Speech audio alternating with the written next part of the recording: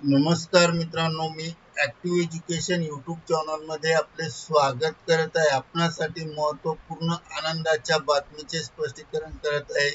तर चला आपला जास्त वेळ न घेता आजच्या महत्त्वपूर्ण ब्रेकिंग न्यूजचे स्पष्टीकरण करूया. मित्रांनो, आजची बातमी आहे तर गुड ब्रेकिंग न्यूज. पेन्शनधारकांसाठी सरकारचा मोठा निर्णय, पेन्शनधारकांना दिलासा. नेमका काय आहे निर्णय, या संदर्भात जाणून घ्या सविस्तर माहिती. चला तर पाहूया सविस्तर माहिती. नमस्कार मित्रांनो, पुन्हा एकदा आपले मनपूर्वक हार्दिक स्वागत. आताच्या घडीची पेन्शनधारकांसाठी मोठी गुड न्यूज. सरकारकडून पेन्शनधारकांना मोठा दिलासा देऊन महत्त्वपूर्ण निर्णय घेण्यात आला आहे.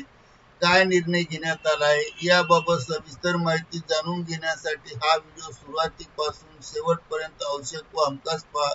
चला तर करूया आजच्या ब्रेकिंग न्यूजचे स्पष्टीकरण. पुढील प्रमाणे पाहूया.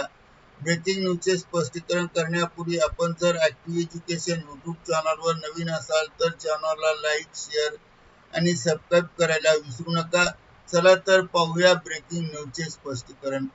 यावर्षी क्रमिक सार्वजनिक तक्रार आणि निवृत्ती वेतन मंत्रालयाच्या पेन्शन आणि पेन्शनधारक कल्याण विभागाने 1 ऑक्टोबर ते 30 नोव्हेंबर 2026 दरम्यान 2 कोटी पेन्शनधारकांसाठी जीवन प्रमाणपत्र बनवण्याचा निर्णय घेतला आहे. त्यानुसार देशव्यापी डिजिटल जीवन प्रमाणपत्र मोहीमचा 5वा टप्पा यावेळी सुरू होईल.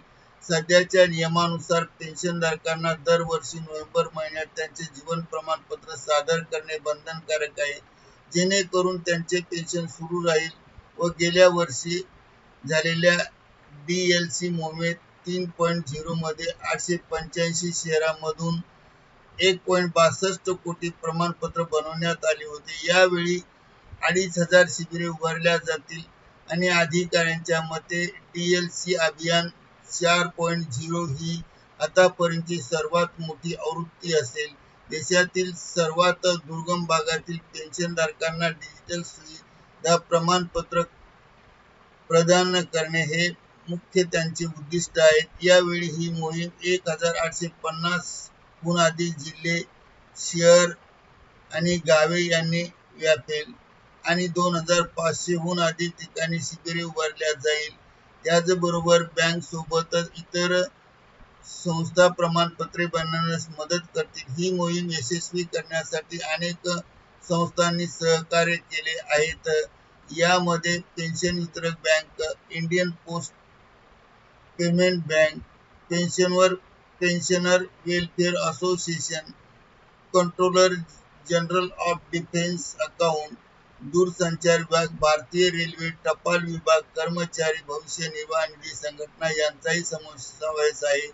त्याचप्रमाणे 1.8 लाख टपाल कर्मचारी पेन्शनधारकांना मदत करतील. DOPPW चे सचिव पी.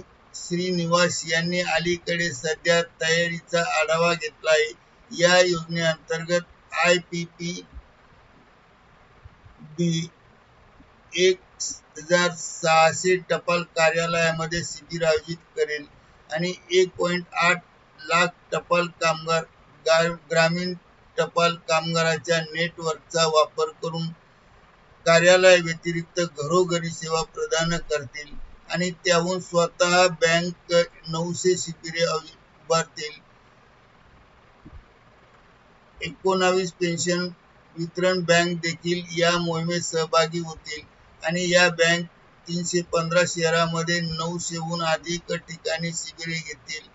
त्याचवेळी 57 पेन्शनधारक कल्याणकारी संघटना पेन्शनधारकांच्या शिबिरामध्ये उपस्थित राहतील आणि उपस्थित राहण्यास भाग पाडतील अशी सक्रिय भूमिका बजावतील.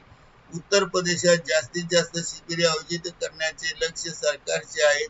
राज्यामध्ये उत्तर प्रदेश 170 शहरांसह आघाडीवर आहे. यानंतर मध्य प्रदेश 127, बिहार 114, ओडिशा 110, महाराष्ट्र 106 यामध्ये सर्वाधिक शिबिरे उभारल्या जातील. बँकांमध्ये बँक ऑफ इंडियाच्या 82 शहरांमध्ये सर्वाधिक उपस्थिती असेल. त्यानंतर Punjab national bank 31, national bank of India 27, Indian bank 24 आणि बँक ऑफ बडोदा 24 असा क्रमांक असेल.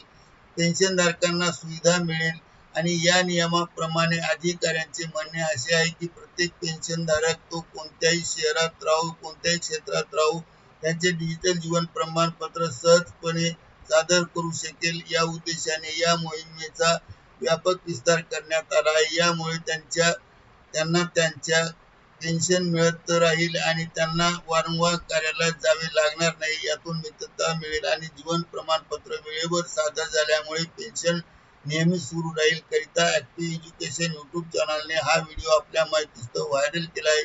मित्रांनो, आपणास हा व्हिडिओ आवडल्यास लाईक शेअर आणि सबस्क्राईब करायला विसरू नका. धन्यवाद. Thank you very much.